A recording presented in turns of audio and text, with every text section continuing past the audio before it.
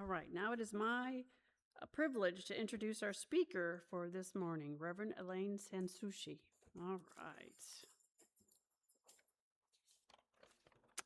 Reverend Elaine is an ordained spiritualist minister who seeks to assist individuals to overcome limitations and life's challenges through a variety of means.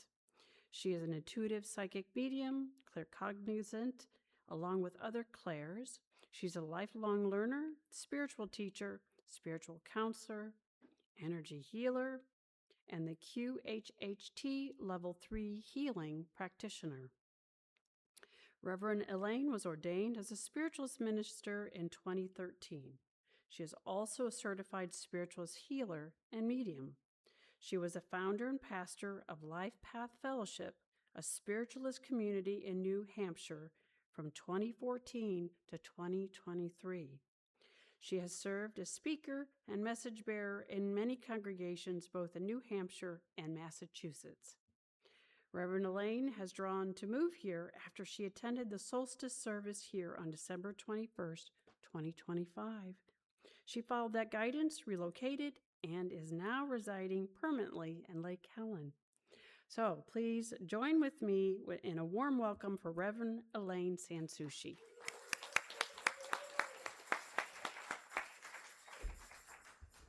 Thank you so much, Sandra. It's always an honor and a privilege to be at this podium. When I put together something for today, I ran it by Reverend Darrell, and I said, it's going to be a little long. So he said, well, you better cut it down. So I thought, okay, how do I cut? And then I thought, do I need it? So anyway, what I want to talk about today is one of the three pillars of spiritualism. Now, spiritualism is a religion, as you know. Here we are.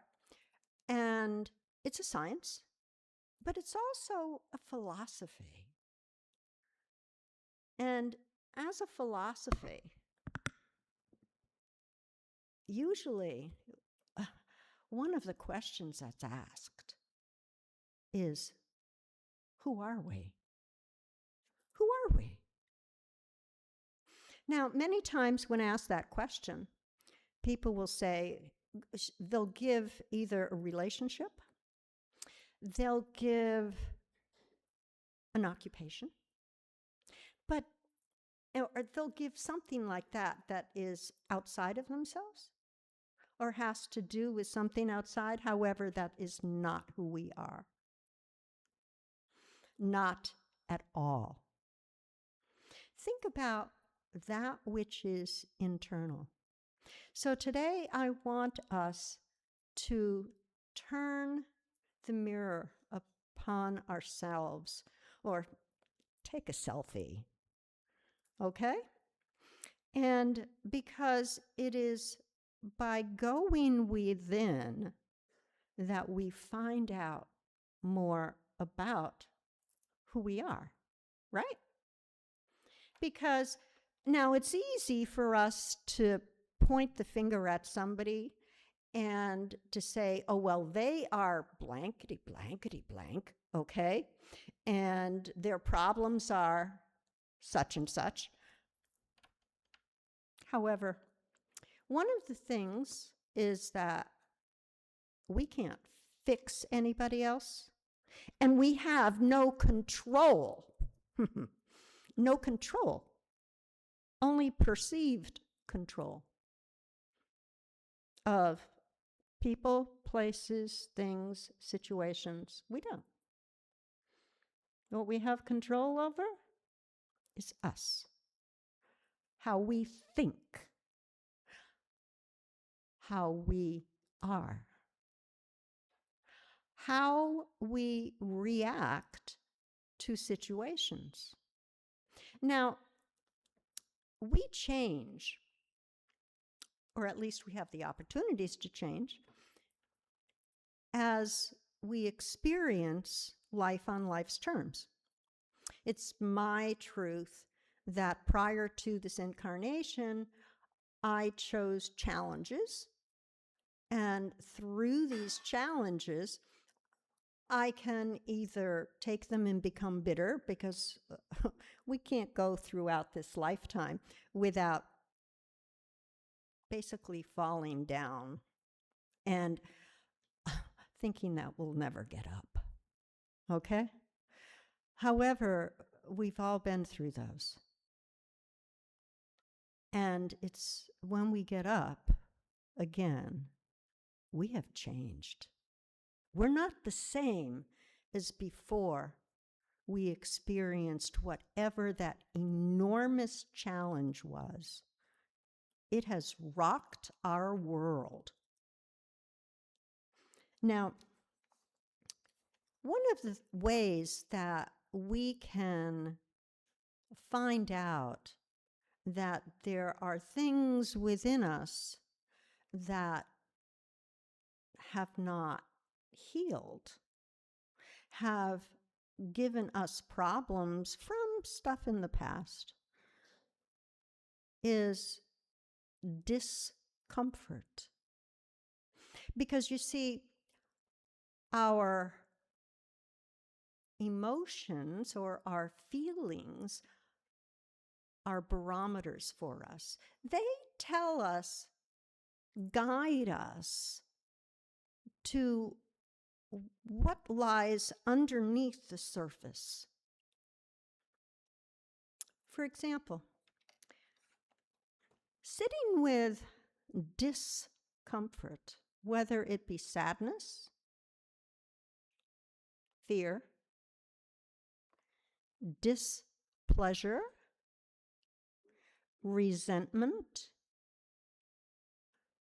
whatever lower frequencied feeling it is, I was trained to ignore it. Get over it. Pretend that it doesn't exist. However, somehow by pretending it doesn't heal it, does it? All it does is just kind of push it in the back. And then how does it come out? It comes out with what we call triggers. And the trigger is pointing at something that which is not current. It's pointing at something that wasn't right or that we didn't sit with. And some people say, but I don't feel anything. But if you get angry quickly, if you spike, then that's a trigger. If you feel hurt, that's a trigger. If you feel as if you have to defend yourself, we don't have to defend ourselves. We're perfect just the way we are. We don't have to explain ourselves. We don't have to do something that we wish not to do. No is a perfectly acceptable answer. Some of us have not been taught that. So I've left a whole bunch of papers on the counters and back for you to pick up if you want. About there are many different ways to look within, and looking within and doing this work is called shadow work. And people run away from it because they think, oh, I might find bad things. No, we're not bad. We're not bad at all. Shadow is simply meaning that we have feelings and they're leftovers. That's all.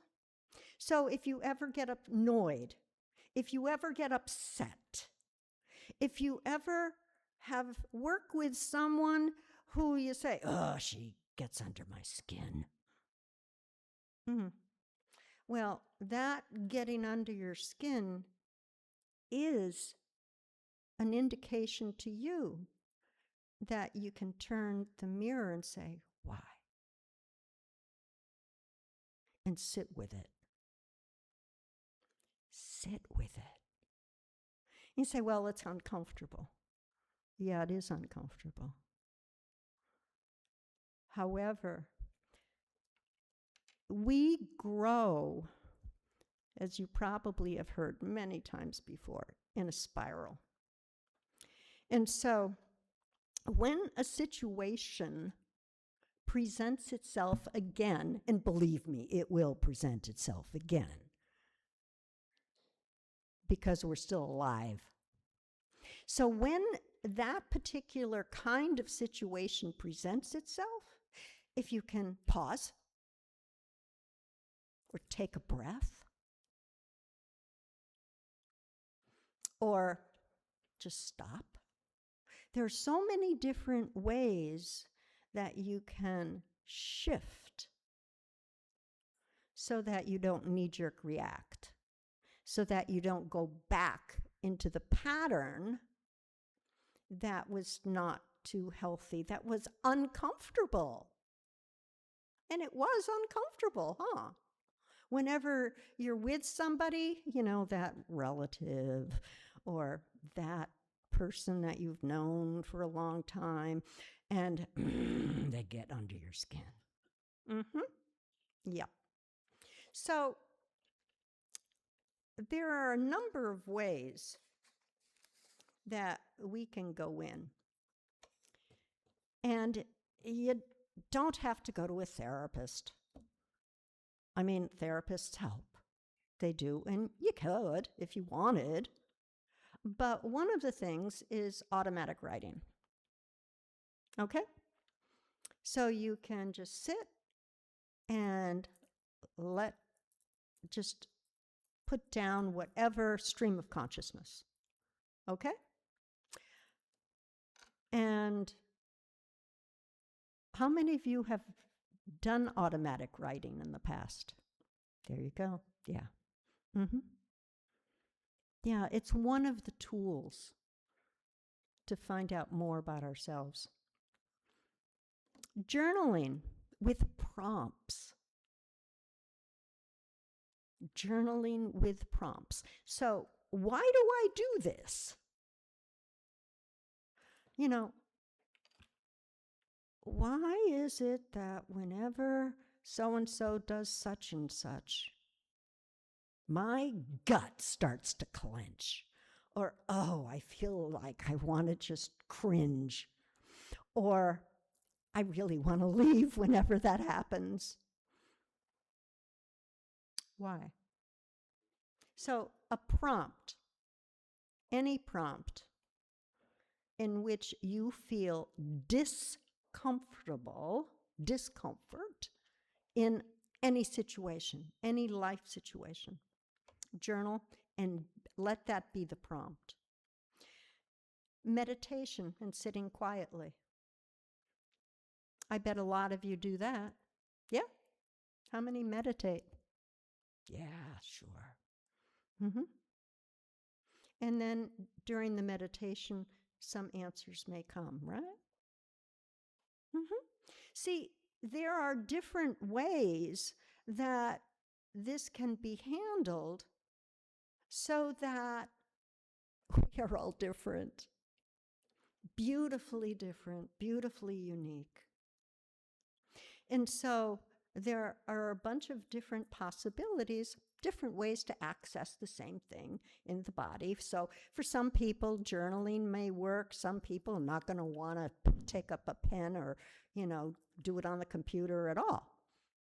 That's fine. There's also dream work.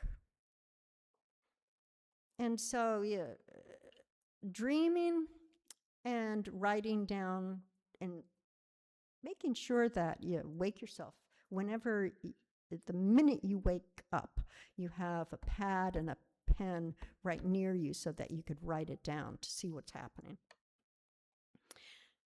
Body scanning. So when you feel off, whatever the off means, Okay? You're not balanced, you're not centered. Somehow, you're just kind of Then find out where and ask yourself, why? So you scan. All right, I feel tightness in my chest, maybe. Or maybe the shoulders go up, or tightness here. But there's something that's happening that tells you that something is not comfortable. There's inner child work that you've probably heard about, and there's a whole bunch more that is on here. So again, everyone is different. So who am I? What is my purpose here?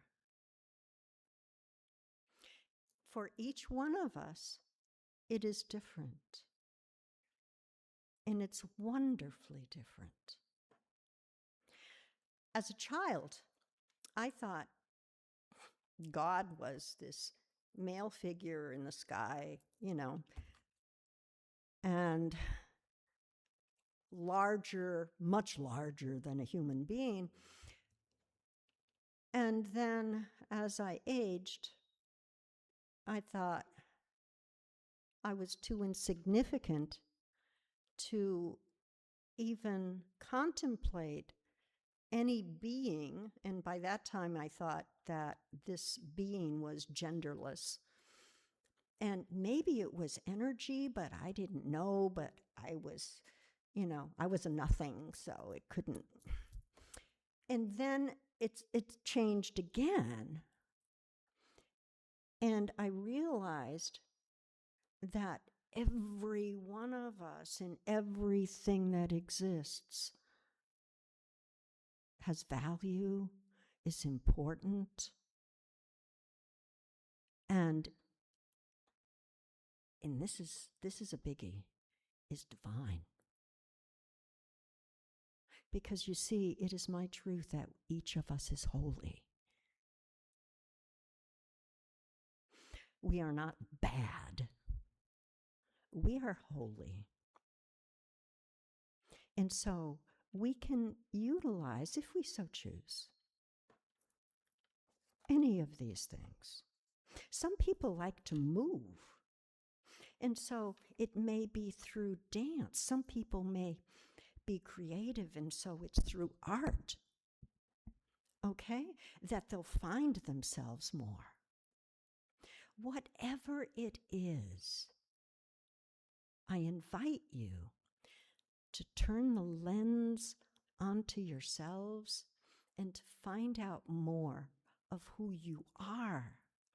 Because as we find out more, we grow, we take off the limitations that we thought we had to begin with.